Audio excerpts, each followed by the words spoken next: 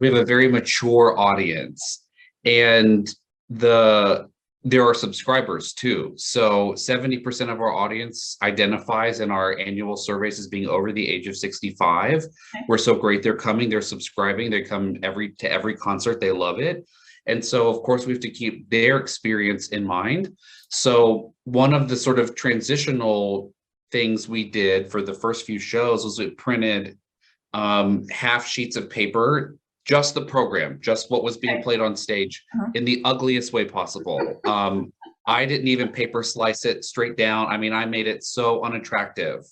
And I maybe printed 500 our first concert weekend where we had about 60% of the hall filled for a weekend of Sinatra. So a little over 4,000 patrons coming. I think 30 people took one.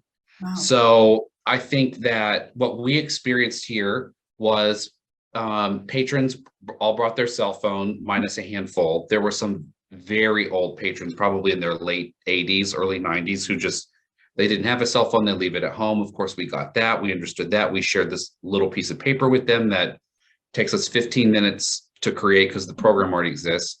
They were very happy to have that. But they did have a device at home or access to someone with a device. So they're, able to see the book. So that's really great. And then the other access points we sort of used were sort of thinking about, well, what's the journey someone takes to their seat? And are they going to have enough touches to get into the book? Because, we're all being bombarded with email. Email has totally changed in the pandemic.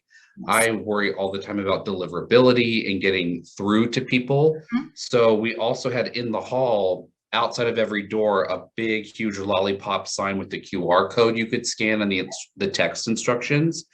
And we gave all of our ushers business cards that had the exact same information, but they could be handed out and you can keep them.